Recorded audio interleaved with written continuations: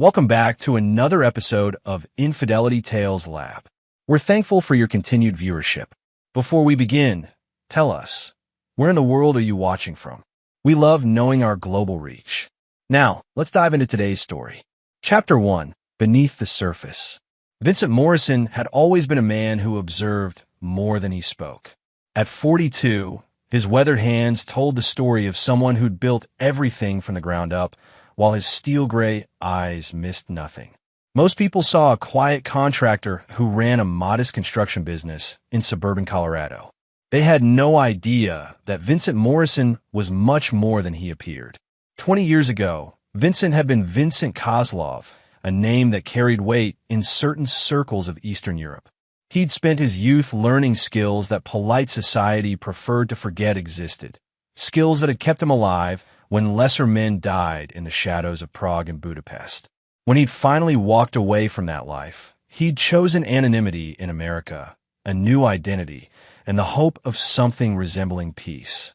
He'd met Brianna Walsh at a community college where he was taking business courses. She was studying early childhood education, all golden hair and bright smiles, the kind of woman who seemed to glow with an inner light that had been foreign to Vincent's dark world. She represented everything clean and hopeful that he'd never thought he could have. Their son Tyler, now 16, had his mother's easy smile but his father's watchful eyes. Vincent had worked hard to give them a normal life. The suburban house with the white fence, the family vacations, the illusion of ordinary happiness. Brianna worked at a daycare center. Vincent's construction business thrived through word of mouth and meticulous work, and Tyler excelled in both academics and wrestling. But Vincent had always known that peace was temporary. In his experience, betrayal was not a matter of if, but when. The first crack in his carefully constructed world had appeared 6 months ago. Brianna had started working late more often, her phone buzzing with texts that made her smile in ways that had nothing to do with daycare business. She'd become more critical of Vincent, more distant, as if she were building a case against their marriage in her own mind. Her brother Derek had always been a problem. 3 years younger than Brianna, Derek Walsh worked in middle management for a tech company and carried himself like he owned the world. He'd never hidden his disdain for Vincent, making snide comments about blue-collar work and constantly pushing Brianna to aim higher. Derek drove a leased BMW, lived in an overpriced downtown loft, and treated every family gathering like an opportunity to showcase his supposed superiority. What Derek didn't know was that Vincent's construction business was just the visible tip of an iceberg. Through a complex web of shell companies and offshore accounts, Vincent controlled significant real estate holdings across 3 states. He'd learned long ago that appearing smaller than you could be the greatest advantage of all. The family trip to California had been Brianna's idea, a long weekend to visit her cousin Miranda in Los Angeles. Derek had immediately invited himself along, and then things had gotten interesting. When booking flights, Derek had purchased first-class seats for himself and Brianna, while somehow managing to only buy bus tickets for Vincent and Tyler. "Did you expect a private jet?" Brianna had laughed when Vincent questioned the arrangements, her voice carrying a cruel edge he'd never heard before. Derek had smirked from across their kitchen table. "A 12-hour bus ride suits your pay grade, Vince." Vincent had said nothing, had simply nodded and helped Tyler pack for what his son assumed would be a normal family trip. But as he'd watched his wife and her brother head to the airport, leaving him and Tyler to board a Greyhound bus, Vincent Morrison began a plan. The bus ride gave him 12 hours to think, 12 hours to observe Tyler's growing resentment at his mother's behavior, and 12 hours to make some very discreet phone calls to people who owed him favors from his previous life. By the time they reached Los Angeles, Vincent had confirmed what he'd suspected for months. His wife was having an affair, and Derek wasn't just enabling it. He was actively facilitating it. The lover was Lucas Reed, a fitness instructor at an upscale gym where Derek held a membership and had introduced his sister. Lucas was 28, all muscles and charm, exactly the kind of man who specialized in bored housewives with money. What made it worse was the systematic nature of their deception. This wasn't a moment of weakness or a crime of passion. This was calculated, planned, with Derek serving as both enabler and conspirator. They'd been using Derek's downtown loft for their meetings, had even taken a weekend trip to Denver together while Vincent was supposedly working out of town. Tyler had noticed too. Vincent caught his son watching Brianna with growing suspicion during their first day in Los Angeles. Saw the way Tyler's jaw tightened when Derek made another disparaging comment about Vincent's work. "Dad," Tyler had said that evening as they sat by the pool at their budget hotel while Brianna was shopping with Derek, "something's not right." Vincent had looked at his son, really looked at him. Tyler had grown into a young man, while Vincent wasn't paying attention, had developed the kind of quiet intensity that reminded Vincent of himself at that age. "I know, son," Vincent had said simply. That's when Vincent made a decision that would change everything. Tyler was old enough for the truth, old enough to choose sides, and smart enough to be an ally in what was coming next. Chapter 2. The Art of Observation. The second day in Los Angeles, Vincent and Tyler played the role of tourists while conducting surveillance that would have impressed Vincent's former colleagues. They visited the beach, toured Hollywood, ate overpriced food, and documented everything their wife and mother thought she was hiding. Brianna had claimed she was spending the day with her cousin Miranda, shopping and catching up. Derek had said he was meeting old college friends for a golf game. Both lies were easily exposed with patience and the right vantage points. Vincent had taught Tyler how to be invisible in plain sight, how to use reflection in storefront windows to watch without being seen, how to follow without being followed. The boy was a natural, inheriting not just Vincent's observational skills, but his capacity for cold analysis. They watched Brianna meet Lucas Reed at a beachside cafe in Malibu. The personal trainer was exactly what Vincent had expected. Tall, lean, artificially tan, with the kind of practice smile that had probably launched 1,000 affairs. He drove a red Mustang convertible that screamed midlife crisis compensation. "That's him, isn't it?" Tyler had asked, his voice carefully controlled as they observed from across the street. "Yes," Vincent had confirmed, photographing the couple with a telephoto lens as they held hands and shared intimate conversation over lunch. But it was what happened next that truly revealed the scope of the betrayal. Derek had arrived at the cafe an hour later, joining Brianna and Lucas for what was clearly a planning session. Vincent watched through his camera lens as Derek pulled out his laptop, showing them something on the screen that made all three of them smile. Through careful positioning and a directional microphone Heed had shipped to their hotel, Vincent was able to capture fragments of their conversation. They were planning something beyond the affair, something that involved Vincent's construction business, his bank accounts, and what Derek kept calling the exit strategy. "Tyler," Vincent had said quietly as they drove back to their hotel, "how would you feel about spending your senior year living somewhere else?" His son had looked at him with those watchful eyes. "Depends on where and why. Because sometimes when people betray you, the only response is to make sure they can never do it again." Tyler had nodded slowly. "What do you need me to do?" That evening, while Brianna claimed to have a headache and went to bed early, Vincent had made a series of phone calls from the hotel's business center. The first was to his lawyer in Colorado, instructing him to begin certain legal preparations. The second was to his accountant, with very specific instructions about asset protection. The third was to a private investigator named Rodriguez, who specialized in cases involving infidelity and fraud. The fourth call was to a number he hadn't dialed in 15 years. "Dmitri," Vincent had said when the familiar voice answered. "It's Vincent." Vincent Kozlov. The Russian accent was thick with surprise. "I heard you were dead. Vincent Morrison now, and I need a favor. You saved my nephew in Bratislava. Name it. I need someone watched, and I need information. The kind of information that comes from computers and phones. Still making people disappear? Still making people wish they had." By the end of the evening, Vincent had set in motion a plan that would systematically dismantle the lives of everyone who had betrayed him. But first, he needed to return home and let them think they'd won. The next morning brought a surprise that even Vincent hadn't anticipated. Brianna announced that she was extending her stay in Los Angeles for another week. "Miranda really needs me right now," she said, not meeting Vincent's eyes. "She's going through a rough divorce, and I feel like I should be here for her." Derek had nodded supportively. I can stay too. Help coordinate some business meetings out here. Vincent had smiled the understanding smile of a devoted husband. Of course. Tyler and I will head back. You take care of family.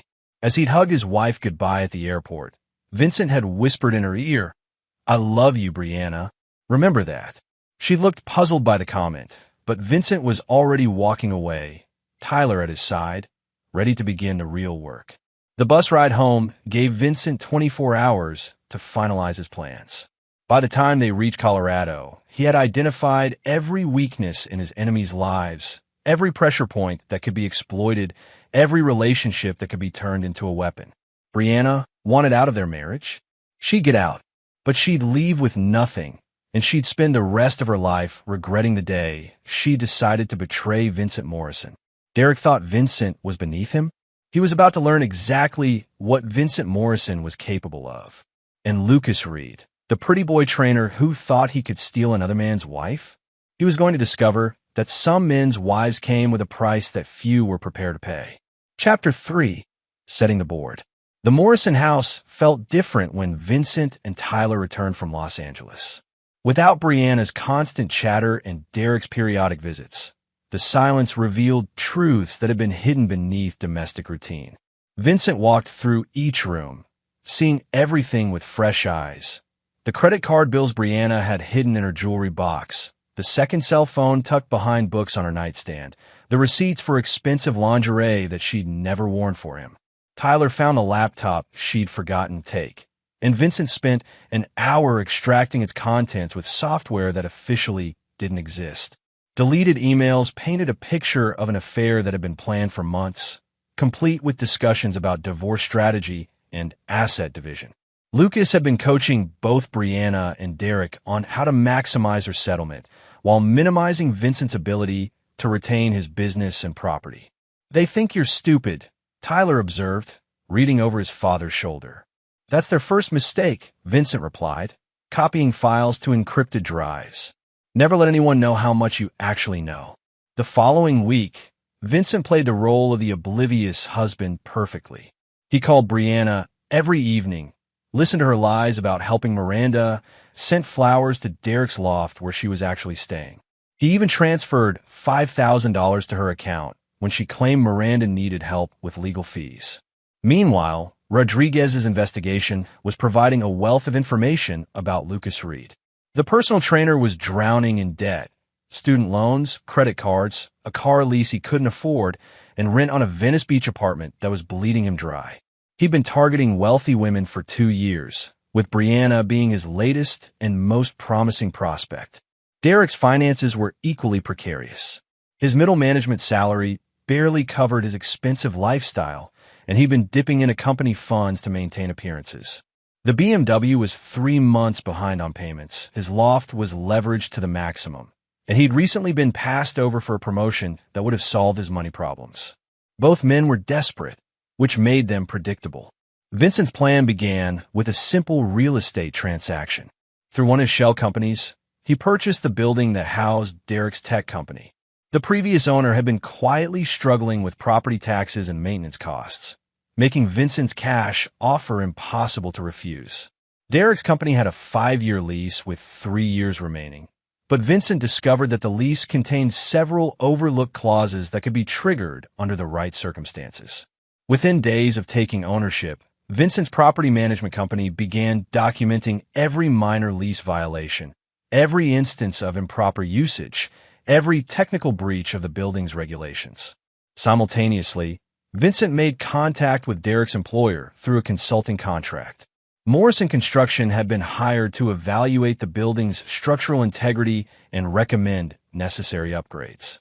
Vincent's report, submitted with impressive technical detail and photographic evidence, identified serious safety concerns that would require immediate attention and significant financial investment. The company's executives found themselves facing a choice: spend hundreds of thousands of dollars on building upgrades or relocate their offices within 60 days. With their lease now in jeopardy due to Vincent's documented violations and facing the prospect of expensive building improvements, they chose to relocate. Derek Walsh, whose departmental budget had already been strained by his embezzlement, found himself blamed for the company's sudden facility crisis. The timing couldn't have been worse. His financial irregularities had begun attracting attention from the accounting department, just as his value to the company was being questioned. In Los Angeles, Lucas Reed was discovering that several of his wealthy clients had mysteriously canceled their training sessions. Vincent's network had made discreet contact with these women, sharing carefully edited information about Lucas's pattern of targeting married clients for affairs. The fitness instructor's income dropped by 60% in 2 weeks. But Vincent's masterstroke was still to come. Through Dimitri's technological expertise, Vincent gained access to every digital device owned by his targets. He could read their texts, emails, and private messages. He could track their locations, monitor their calls, and most importantly, he could manipulate their communications. The trap was set when Vincent orchestrated a 3-way betrayal that would destroy all of them simultaneously. Using Derek's laptop, Vincent sent emails to Lucas's other female clients, detailing the trainer's relationship with Brianna and warning them about his pattern of seducing married women. The emails appeared to come from Derek's account, making it seem like Brianna's own brother was sabotaging her affair. At the same time, Vincent used Lucas's phone to send text messages to Derek, thanking him for introducing Lucas to his desperate sister and bragging about how easy it had been to manipulate both Brianna and Derek into funding Lucas's lifestyle.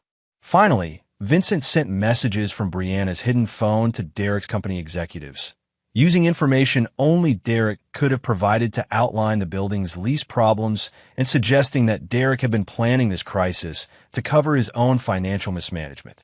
Within 24 hours, all 3 conspirators were turning on each other with vicious efficiency. Derek accused Lucas of using him to get to Brianna and then betraying him to save his own failing business.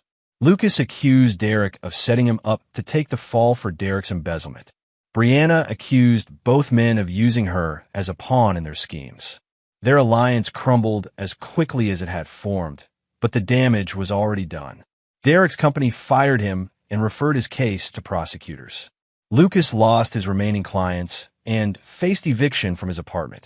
Brianna found herself stranded in Los Angeles with no money, no allies, and no way home except to call the husband she'd been planning to divorce. Vincent answered her call on the first ring.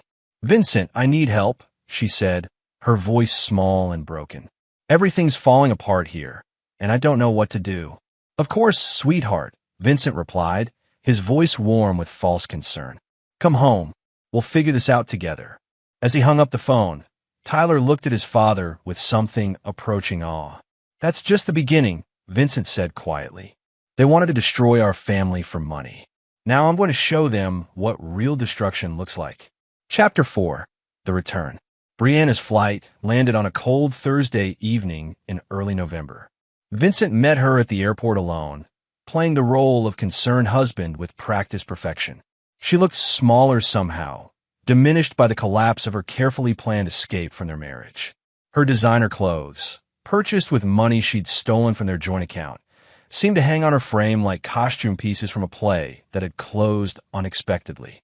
"Thank you for coming to get me," she said as they drove home through the mountain darkness. "I know things have been complicated lately." Vincent reached over and squeezed her hand, the gesture automatic after 20 years of marriage. "You're my wife, Brianna. Whatever's wrong, we'll fix it." She began to cry then, tears that might have been genuine remorse or simple fear at finding herself trapped. Vincent didn't particularly care which. He let her talk through her sobs, spinning a story about how Derek had gotten involved with bad people and how she'd just been trying to help her brother. Lucas Reed had somehow convinced Derek that Vincent was hiding money, that their marriage was failing anyway, that maybe everyone would be better off if things just ended differently. "I never meant for it to go this far," she whispered as they pulled into their driveway. "I know I made mistakes, but I never meant to hurt you or Tyler." Vincent helped her with her bags, noting that she'd brought back considerably less than she'd taken to Los Angeles. "Where's your brother now?" "I don't know. He won't return my calls. The police want to talk to him about something at his work, and his apartment complex says he hasn't been home in days." She paused at their front door, seeming to steel herself. Vincent, there's something else. Derek borrowed money from some people, and they think I know where he is. This was news to Vincent, though he was careful not to show surprise. Derek's disappearance wasn't part of his plan, which meant his former brother-in-law had escalated the situation beyond simple embezzlement. Tyler greeted his mother with polite distance, accepting her hug but not returning it with any warmth. Over dinner, Vincent watched his son process the subtle lies and half-truths in Brianna's story. Tyler had inherited his father's ability to read people. It was clear he saw through his mother's performance. That night, after Brianna had gone to bed claiming exhaustion, Vincent made a series of phone calls. Rodriguez's investigation revealed that Derek had indeed borrowed money from a loan shark named Bobby Torino, using his sister's affair as collateral. Derek had promised Torino that Brianna would divorce Vincent and split the construction business's assets, with Derek taking a percentage to pay off his debts. When Derek's embezzlement had been discovered and his employment terminated, he'd panicked and tried to disappear. But Torino wasn't the kind of creditor who accepted defaults gracefully. "Dad," Tyler said, appearing in the doorway of Vincent's study. "Are we in danger?" Vincent looked at his son, really looked at him. Tyler was 16 now, old enough for truth, old enough to make decisions about loyalty and family. "Possibly. How do you feel about your mother?" Tyler considered the question with the seriousness it deserved. "I love her because she's my mom, but I don't trust her anymore, and I don't like who she's become. And if I told you that everything falling apart around us was connected to choices she made with her brother, I'd ask what you need me to do to protect our family." Vincent smiled, recognizing his own ruthless clarity in his son's response. "Pack a bag. Tomorrow, you're going to stay with your Aunt Patricia in Denver for a few weeks. What about school? Your aunt can arrange a transfer to a private school there. Your grades are good enough." Tyler nodded, understanding that this wasn't a discussion but a directive. "What are you going to do?" "I'm going to fix this problem permanently." The next morning, Vincent drove Tyler to Denver personally, using the 3-hour trip to explain some truths about their family that he'd hoped never to share. He told Tyler about his past, about the skills he'd learned and the life he'd lived before becoming a Colorado contractor. He explained why they'd always had more money than his business should have generated, why Vincent spoke 4 languages fluently, why he taught Tyler to fight and shoot and think strategically. "Your mother fell in love with the man I pretended to be," Vincent said as they reached Patricia's house. "She never wanted to know who I really was. That was her choice." Patricia Morrison was Vincent's younger sister, the only family member who knew about Vincent's previous life. She'd moved to America 5 years after Vincent, had married a Denver police detective, and had built a legitimate life while maintaining contact with her brother's shadow world. "How bad is it?" Patricia asked as Tyler carried his bags to the guest room. "Bad enough that I need Tyler somewhere safe while I handle it." "And Brianna?" "Brianna made her choice when she decided to betray our family for money." Patricia nodded grimly. She'd never liked Vincent's wife, had always sensed something shallow and opportunistic beneath Brianna's cheerful exterior. "How long do you need?" 2 weeks. Maybe 3. Tyler's a good kid. He'll be fine here." When Vincent returned home that evening, he found Brianna pacing the kitchen with nervous energy. She'd received 2 phone calls during the day, one from a man who claimed Derek owed him money, and another from Lucas Reed begging her to call him back. "Vincent, I'm scared," she said, rushing into his arms. "These people think I have Derek's money, but I don't have anything. And Lucas keeps calling, saying we need to talk, but I don't want to talk to him." Vincent held his wife, smelling another man's cologne faintly in her hair, feeling the tension in her body that came from living a lie for months. "It's going to be okay," he said softly. "I'll take care of everything." That night, as Brianna slept fitfully beside him, Vincent finalized his plan. He would eliminate every threat to his family, settle every debt, and close every door that could lead back to the peaceful life he'd tried to build. But this time, when the smoke cleared, Brianna wouldn't be part of that life. She'd chosen her side when she decided to betray him. Now she would live with the consequences. Chapter 5. Debts and Payments. Bobby Torino operated out of a strip club called Paradise Lost on the industrial side of Denver, surrounded by warehouses and auto repair shops that asked no questions about late-night visitors. Vincent had done business with men like Torino before, predators who fed on desperation and enforced their agreements with violence. Vincent arrived at the club on a cold Friday night, alone and apparently unarmed. He dressed like the construction worker he appeared to be. Work boots, jeans, a heavy jacket that concealed more than it revealed. The bouncer at the door was the size of a small building, all muscle and prison tattoos, designed to intimidate exactly the kind of desperate debtors who usually came looking for Torino. "I need to see Bobby," Vincent told the bouncer calmly. "Bobby don't see nobody without an appointment." Vincent pulled out a photograph of Derek Walsh and placed it on the small table beside the door. "Tell Bobby that Derek Walsh's brother-in-law wants to discuss debt consolidation." 10 minutes later, Vincent was sitting across from Bobby Torino in an office that reeked of cigarettes and cheap cologne. Torino was a small man trying to look big, wearing an expensive suit that couldn't disguise his nervous energy. He had the pale, twitchy appearance of someone who lived entirely at night. "So you're Walsh's brother-in-law," Torino said, lighting a cigarette despite the no-smoking sign on his own wall. "You know where that piece of shit is hiding?" "Derek's dead," Vincent said matter-of-factly. Torino paused with the cigarette halfway to his lips. "Dead how?" "The kind of dead that happens when someone borrows money from the wrong people and then tries to disappear." Vincent leaned back in his chair, completely relaxed. "The question is whether you want to write off his debt or transfer it to his family." "Family meaning you?" "Family meaning his sister. My wife." Torino's eyes narrowed as he processed this information. "Your wife was part of Derek's plan. She was going to divorce you, split your assets, pay off Derek's debt with her settlement. That's what Derek told you. The reality is more complicated." Vincent reached into his jacket, moving slowly so the bouncer standing behind him wouldn't get nervous, and pulled out a manila envelope. Inside were photographs. Derek's body in what appeared to be an abandoned warehouse, Lucas Reed bound and gagged in the trunk of a car, and several shots of Brianna meeting with both men over the past months. "My wife thought she was having an affair," Vincent said as Torino examined the photos. What she was actually doing was providing information that Derek and his friend could use to plan a robbery. They were going to wait until she filed for divorce, then break into my house while I was supposedly at work, steal everything valuable, and disappear. Brianna was going to claim she was attacked during the robbery, file for an emergency restraining order, and take half my assets as her settlement. None of this was true, but Vincent had learned long ago that the best lies were built on foundations that people wanted to believe. Torino stubbed out his cigarette. "So where does that leave me?" "It leaves you with a choice. You can pursue Derek's debt through his sister, which means dealing with police investigations, insurance claims, and a lot of attention you probably don't want.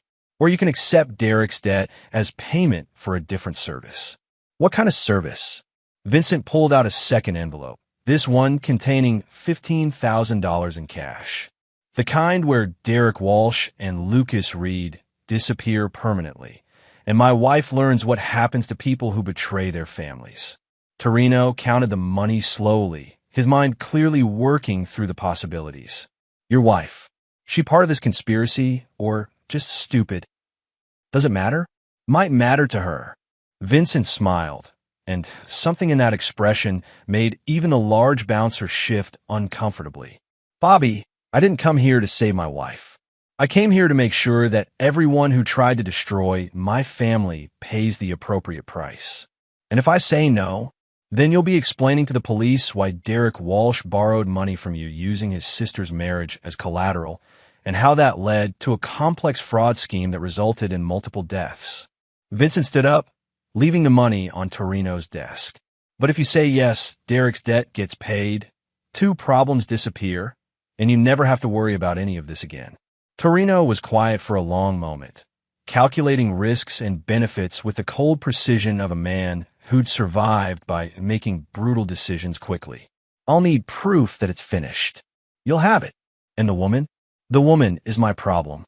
Vincent left the strip club with Bobby Torino's agreement and a timeline.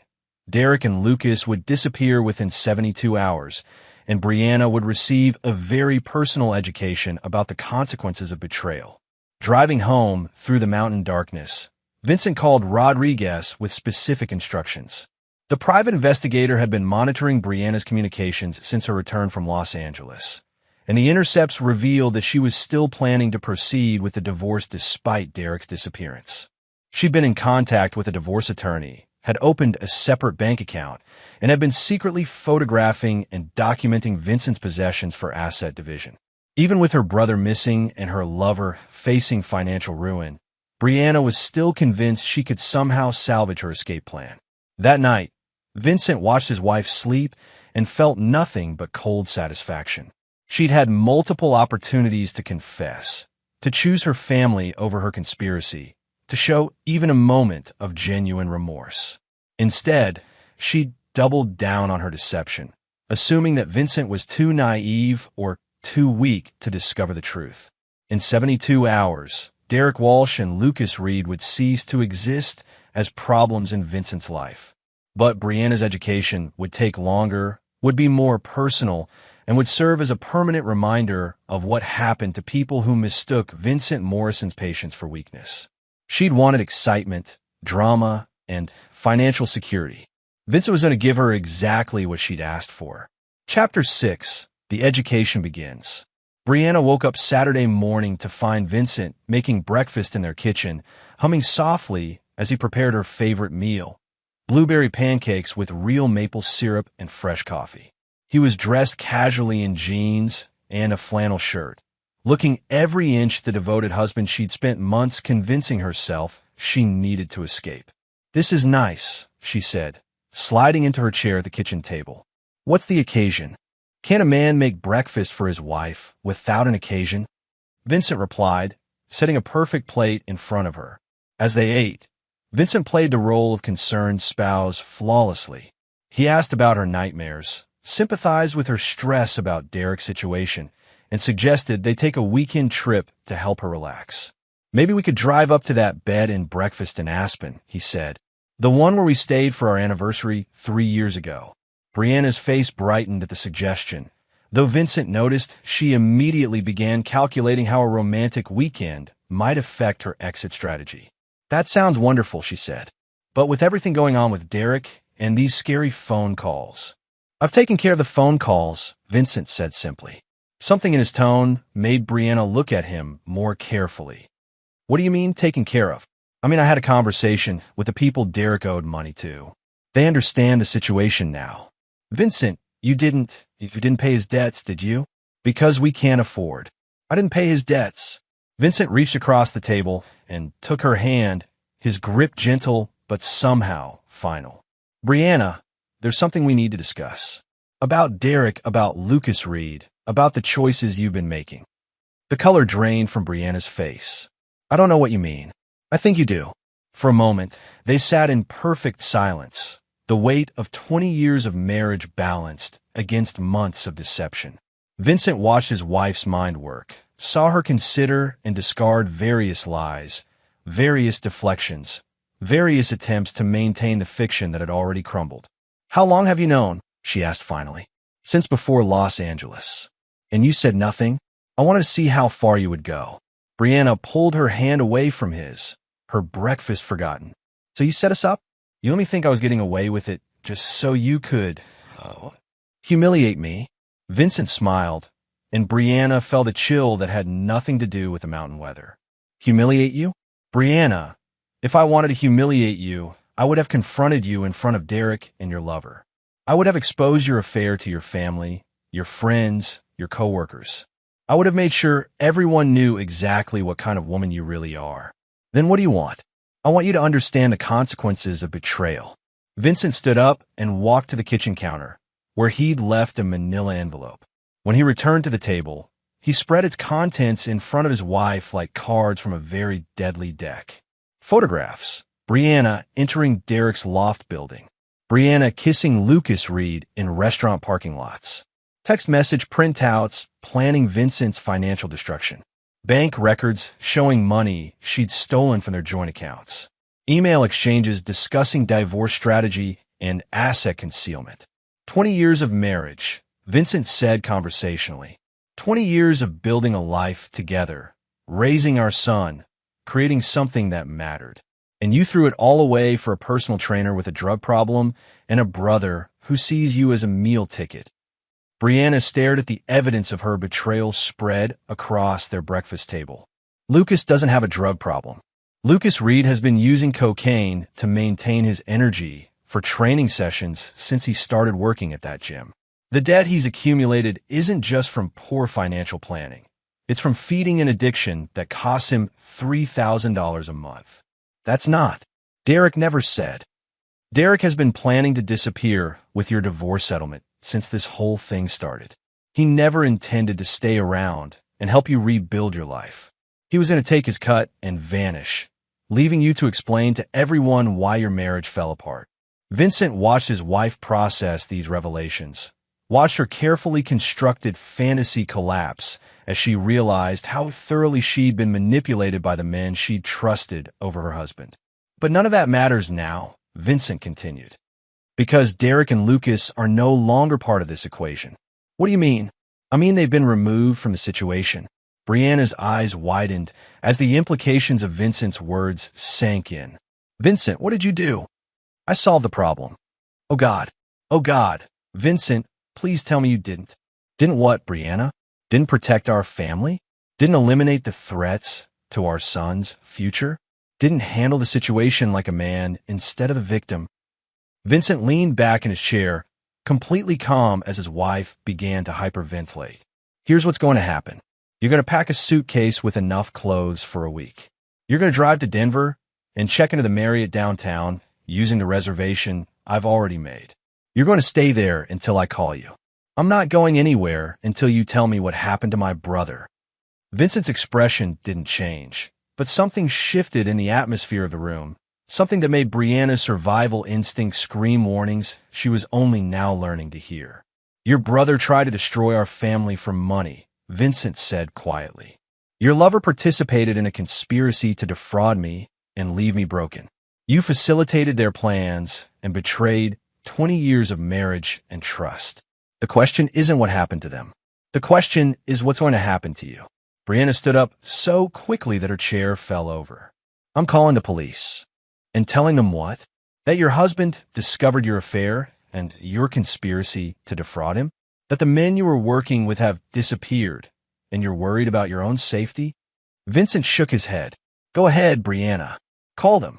Explain to the investigating officers why you opened a secret bank account, why you've been photographing our possessions, why you hired a divorce attorney while lying to me about working late. She reached for her phone, then stopped as the full scope of her situation became clear. Any investigation would expose her own crimes, her own betrayals, her own carefully laid plans to destroy her husband financially. Pack your bag, Vincent said again. Go to Denver. Wait for my call. And Brianna, she looked at him through tears that contained more fear than grief. Start thinking about what kind of life you want to have when this is over. Because the life you had, the life you threw away for excitement and money, is gone forever. Chapter 7. Closing Circles. The Denver Marriott was exactly the kind of impersonal corporate hotel where someone could disappear without being memorable. Brianna checked in using the reservation Vincent had made, her hands shaking as she signed the registration card. The desk clerk was professionally cheerful, the kind of person trained to notice nothing unusual about guests who paid in cash and seemed reluctant to make eye contact. Room 847 was on the 8th floor, with a view of the mountains that might have been beautiful under different circumstances. Brianna sat on the bed and stared at her phone, trying to decide who she could call for help. Her parents lived in Florida and wouldn't understand the situation. Her cousin Miranda in Los Angeles was dealing with her own divorce crisis. Derek wasn't answering his phone, and she was beginning to accept that he might never answer it again. Lucas was her last hope. Despite everything Vincent had said about drug problems and hidden agendas, Lucas had seemed to genuinely care about her. Maybe he could help her figure out what to do, how to get away from whatever Vincent was planning. She dialed his number and waited through 4 rings before his voicemail picked up. Lucas, it's me. I'm in trouble, and I need to talk to you. I'm at the Marriott downtown in Denver, room 847. Please call me back. She tried calling him 6 more times over the next 2 hours, leaving increasingly desperate messages. By evening, she was pacing the small hotel room like a caged animal, jumping at every sound in the hallway, convinced that Vincent was going to appear at her door at any moment. The knock came at 9:17 p.m. Brianna froze, staring at the door as if it might explode. "Who is it?" "Hotel management, ma'am. We need to speak with you about your reservation." She approached the door cautiously and looked through the peephole. A man in a hotel uniform stood in the hallway, holding what appeared to be paperwork. He was alone, middle-aged, with the tired expression of someone working a late shift. Brianna opened the door with the chain still attached. "What's the problem?" "Ma'am, there's been an issue with the credit card used to secure your reservation. We need to verify some information. My husband paid for the room in advance." "Yes, ma'am, but the card was flagged by our fraud prevention system. If you could just step out here for a moment so we can verify your identity." Something about the request triggered Brianna's paranoia. "I'm not coming out there. You can verify whatever you need to verify right here." The man nodded understandingly. "Of course, ma'am. Let me just get the manager." He walked away down the hallway, and Brianna closed the door, her heart pounding. Something was wrong. Everything about this situation felt wrong. Her phone rang, and she grabbed it without looking at the caller ID. "Hello, Brianna." Vincent's voice was calm, almost gentle. "How are you settling in?" "Vincent, something's happening here. Hotel management is asking questions about the reservation, and I know. The man in the hallway isn't hotel management." Brianna's blood turned to ice. "What?" "His name is Tony Castellano. He works for the people Derek owed money to. They want to have a conversation with you about your brother's debts." "You set this up. I told you that I solved the problem with Derek's creditors. I never said the solution wouldn't involve you." Brianna sank onto the bed, the phone trembling in her hand. "Vincent, please. I know I made mistakes, but I'm your wife. We can work this out." "Brianna, you stopped being my wife the day you decided to betray our family. What you're now is a loose end that needs to be tied up. What do you want from me?" "I want you to understand that actions have consequences. I want you to experience what it feels like to be powerless, to be betrayed by people you trusted, to have your carefully laid plans destroyed by forces beyond your control." The knock came again, more insistent this time. "Vincent, don't do this. Whatever you're planning, don't do this. Open the door, Brianna." "No, open the door, or Tony will open it for you." Brianna looked around the hotel room desperately, searching for options that didn't exist. The windows didn't open. There was no fire escape, no way out except through the door where Tony Castellano was waiting. "What's going to happen to me?" "That depends on you. Tony and his associates are going to ask you questions about Derek's activities, about money he might have hidden, about people he might have contacted. Answer their questions honestly, and you'll have the chance to rebuild your life somewhere else." "And if I don't?" Vincent was quiet for a long moment. "Brianna, I spent the first 20 years of my life learning how to make people disappear. I spent the last 20 years trying to forget those skills. Don't make me remember them." The line went dead. Brianna stared at the phone, then at the door, then at the window that showed the lights of Denver 8 floors below. She thought about Tyler, about the son who had looked at her with growing disappointment as her deceptions became obvious. She thought about the life she'd had and the life she'd thrown away for the promise of excitement and easy money. The knock came a third time, followed by a voice that was no longer pretending to be polite. "Mrs. Morrison, we need to talk." Brianna walked to the door and turned the deadbolt. Whatever was about to happen, whatever Vincent had arranged for her, she would face it with whatever dignity she had left. As she opened the door, her last coherent thought was a memory of Vincent making blueberry pancakes that morning, humming softly in their kitchen, looking like the devoted husband she decided wasn't enough for her anymore. Chapter 8. The Weight of Truth. 3 days later, Vincent received a phone call from the Denver Police Department. Brianna Morrison had been found in a parking garage downtown, beaten and unconscious, her purse and identification missing. She was in the hospital with a concussion, 3 broken ribs, and no memory of how she'd gotten there. Vincent played the role of concerned husband perfectly, rushing to the hospital with flowers and terror in his voice. He held Brianna's hand as she drifted in and out of consciousness, whispered reassurances about her recovery, and answered the police detective's questions with exactly the right mixture of confusion and worry. She'd been receiving threatening phone calls about her brother. Vincent explained to Detective Morrison. No relation, despite the name. Derek got involved with some bad people, borrowed money he couldn't pay back. Brianna was scared they might come after family members. Any idea where your brother-in-law might be now? Derek disappeared 2 weeks ago. Brianna tried to help him, but Vincent shrugged helplessly. Derek always made poor choices. When Brianna was finally conscious enough to speak coherently, her story was fragmentary and confused. She remembered checking into the hotel, remembered phone calls, remembered being afraid. But the details were hazy, possibly due to the head injury, possibly due to trauma, possibly due to medications. I think someone was trying to get information about Derek, she told the detective weakly. They kept asking where he was, what he'd done with the money. What money? I don't know. I kept telling them I didn't know anything, but they didn't believe me. Vincent squeezed her hand supportively. The important thing is that you're alive, he said. Everything else can be figured out later. Over the following week, as Brianna recovered in the hospital, Vincent began implementing the final phase of his plan. Rodriguez's investigation had uncovered the full scope of Brianna's betrayal. Not just the affair and the planned divorce fraud, but also a systematic theft of money from their joint accounts over 6 months, forged signatures on business loans, and an attempt to secretly sell Vincent's truck and construction equipment. With this evidence, Vincent's attorney filed for divorce on grounds of adultery and fraud, seeking emergency injunctions to freeze Brianna's accounts and prevent her from disposing of any marital assets. The filing included photographs, bank records, text messages, and a detailed timeline of Brianna's criminal activity. By the time Brianna was released from the hospital, she found herself facing not only criminal charges for theft and fraud, but also a divorce proceeding where Vincent was seeking full custody of Tyler and exclusive ownership of all marital property. I don't understand, she said when Vincent visited her at the small apartment she'd been forced to rent with the few $100s left in her personal account. I thought we were going to try to work things out.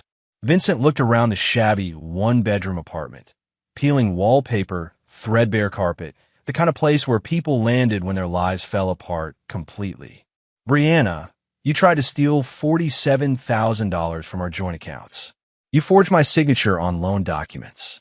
You were planning to disappear with Derek and your lover after bankrupting me and destroying Tyler's future. That's not. I never actually took any money. You transferred money to accounts Derek controlled. You used our credit cards to fund your affair. You hired a divorce attorney with money stolen from our son's college fund. Vincent sat down across from her on a couch that looked like it had been salvaged from a garage sale. But none of that is why I'm here. Then why are you here? To give you a choice. Vincent pulled out a legal document and placed it on the coffee table between them. This is a confession detailing your involvement in Derek's embezzlement scheme, your affair with Lucas Reed, and your plan to defraud me through divorce proceedings. Sign it, and I'll make sure the criminal charges against you are reduced to misdemeanors. You'll serve 6 months in county jail, followed by 3 years probation. And if I don't sign, then you'll go to trial for felony fraud, identity theft, and conspiracy. With Derek missing and Lucas facing his own criminal charges, you'll be the only defendant left to blame for everything that went wrong. Brianna read through the confession slowly, her face growing paler with each paragraph. This makes it sound like I planned everything. Didn't you? No. Derek came to me with the idea. He said you were hiding money, that you've been lying to me about our finances for years. He said Lucas could help me figure out if I'd be better off divorced. And you believed him. He's my brother. Your brother was planning to disappear with your divorce settlement and leave you holding the bag for his debts. Vincent leaned forward, his voice gentle but implacable. Brianna, Derek used you. Lucas used you. They saw a naive woman who was dissatisfied with her marriage, and they fed you exactly the story you wanted to hear. That's not true. Lucas Reed was arrested yesterday in Las Vegas, trying to board a plane to Mexico with $50,000 in cash and a fake passport. When the DEA searched his apartment, They found enough cocaine to supply a small nightclub and evidence that he'd been running the same con on married women for 3 years. Brianna stared at the confession, tears streaming down her face. What about Derek? Derek Walsh is gone. The people he owed money to have written off his debt as a business loss. Gone where? Vincent looked at his wife, his soon-to-be ex-wife, with something that might have been pity. Brianna, there are consequences for betraying the wrong people. Derek learned that lesson the hard way. She signed the confession with shaking hands, her signature weak and barely legible. As Vincent folded the document and put it back in his jacket, Brianna made one last desperate attempt to salvage something from the wreckage of her life. What about Tyler? He's my son, too. Tyler made his choice when he saw who you really were. He's staying with my sister until this is resolved. And after I serve my time, can I see him? Vincent stood up, straightening his jacket with the careful precision of a man who had just finished a long and complicated job. Tyler is 16 years old, Brianna. In 2 years, he'll be an adult who can make his own decisions about relationships. If you can rebuild your life into something worth respecting, maybe he'll choose to have a relationship with you. And us? Is there any chance for us? Vincent looked at the woman he'd spent 20 years loving, the woman who had carried his child and shared his bed and promised to stand by him through whatever came. He saw a stranger now, someone whose greed and selfishness had destroyed everything they'd built together. No, he said simply. There's no chance for us. As he walked toward the door, Brianna called after him one last time. Vincent, I'm sorry. I know that doesn't mean anything now, but I'm truly sorry. He paused with his hand on the doorknob, not turning around. Brianna, if you had come to me 6 months ago and said you were unhappy, that you needed something different from our marriage, I would have done everything in my power to fix it. If you had told me you'd made a mistake with another man, I would have forgiven you and worked to rebuild our trust. Then why? But you didn't choose honesty or forgiveness or second chances. You chose deception and theft and conspiracy. You chose to treat me like an enemy to be destroyed rather than a husband to be trusted. Vincent opened the door, letting in the cold mountain air. Actions have consequences, Brianna. This is yours. Chapter 9, The Price of Peace. 6 months later, Vincent Morrison stood in the kitchen of his newly renovated house, making blueberry pancakes for one. The house felt different now. Cleaner somehow, lighter, as if removing the rot of deception had allowed the space to breathe again. Through the window, he could see the Rocky Mountains in the distance, their peaks white with early spring snow. Tyler had returned from Denver the week before, taller and more serious than when he'd left. The private school had challenged him academically, and living with Patricia had taught him things about family loyalty that couldn't be learned from textbooks. He'd visited Brianna twice during her incarceration, brief meetings in the county jail that had convinced both of them that some relationships couldn't survive certain betrayals. She looks older, Tyler had told Vincent after the second visit. Like she finally understands what she lost. Understanding and accepting are different things, Vincent had replied. Understanding is intellectual. Acceptance is emotional. Most people never manage both. The divorce had been finalized 3 weeks earlier, with Brianna receiving exactly what she'd brought into the marriage 20 years ago. Nothing. Her conviction for fraud had voided any claim to marital assets, and Vincent's evidence of her systematic theft had been so comprehensive that her public defender had advised her to accept the plea bargain rather than risk additional charges. Lucas Reed had been sentenced to 5 years in federal prison for drug trafficking and fraud. The cocaine found in his apartment had elevated his case from simple theft to narcotics distribution, and his pattern of targeting married women had attracted the attention of federal prosecutors looking to make examples of predatory criminals. Derek Walsh remained missing, though Vincent occasionally received reports from Rodriguez about sightings in Central America, where men with questionable pasts and cash to spend could disappear into communities that asked no questions about previous lives. Vincent's construction business had grown significantly over the past year, as word spread about his company's reliability and attention to detail. He'd hired 3 new employees and was considering expansion into commercial renovation projects. The legitimate income provided perfect cover for his other holdings, which had also grown through careful investment and strategic property acquisitions. Tyler knocked on the kitchen door frame, already dressed for school in jeans and a sweater that Patricia had bought him in Denver. "Morning, Dad." "Morning. Hungry." "Always." They ate breakfast in comfortable silence, the easy quiet of two people who understood each other completely. Tyler had inherited his father's ability to see through surface appearances to underlying truths, but he'd also developed his own moral code that was less ruthless than Vincent's and more forgiving than seemed practical. "I've been thinking about Mom," Tyler said as he finished his pancakes. "And I don't think I want to see her again. At least not for a while." Vincent nodded, unsurprised by his son's decision. "Any particular reason?" "She keeps asking me to convince you to give her another chance. She doesn't seem to understand that this isn't about forgiveness or second chances anymore. It's about consequences. She lost the right to ask for chances when she chose to plan my destruction instead of working on our problems."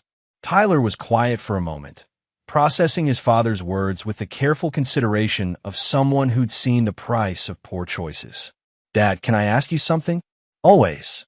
"Do you ever regret how you handled this? I mean, what happened to Uncle Derek and Lucas?"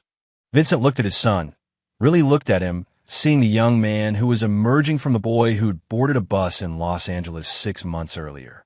Tyler was asking the question that Vincent had been expecting, the question that would determine what kind of relationship they would have going forward.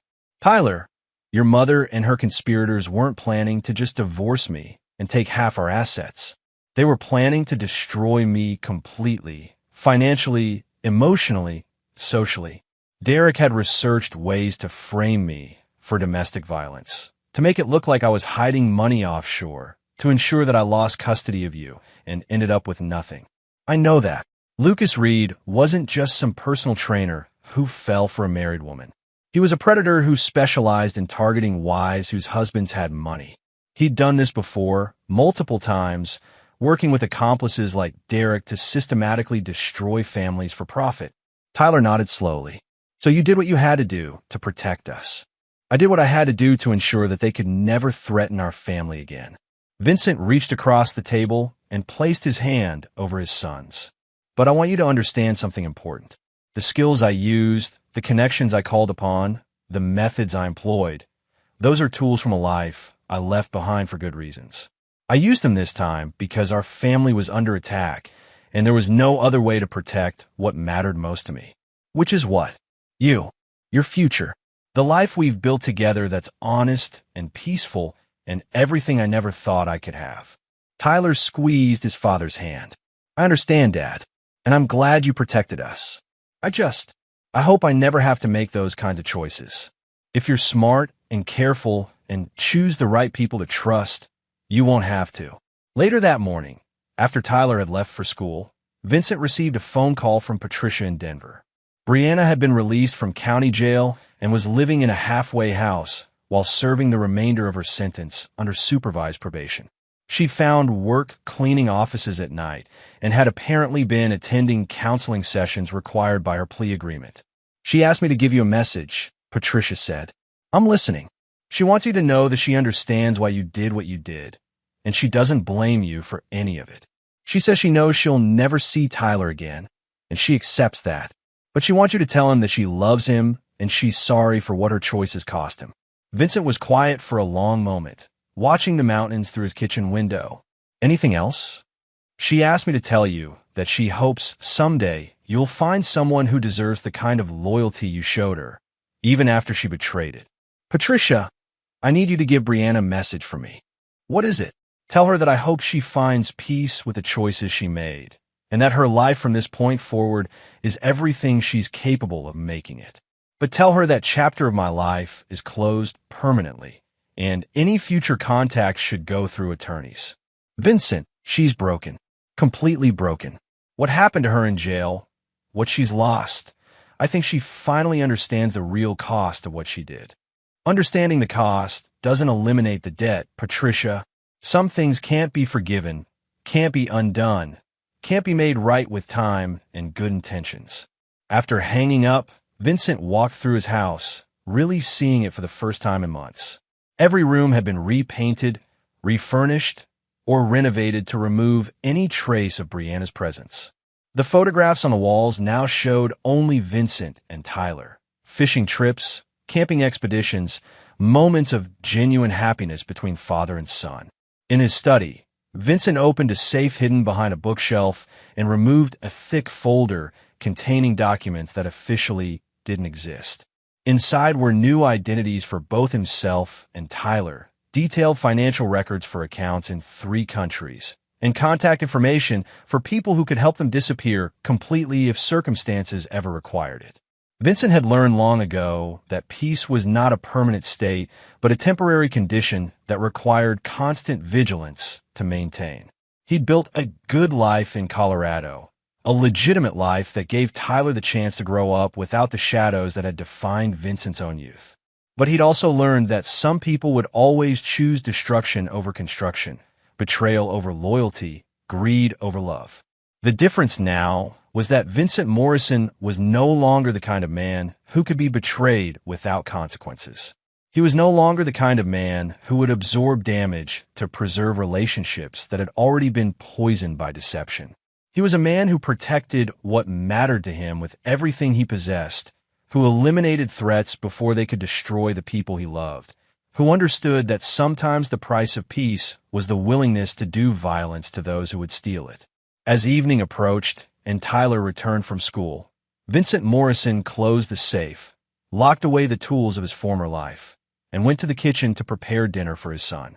They would eat together, talk about Tyler's day, maybe watch a movie or work on homework.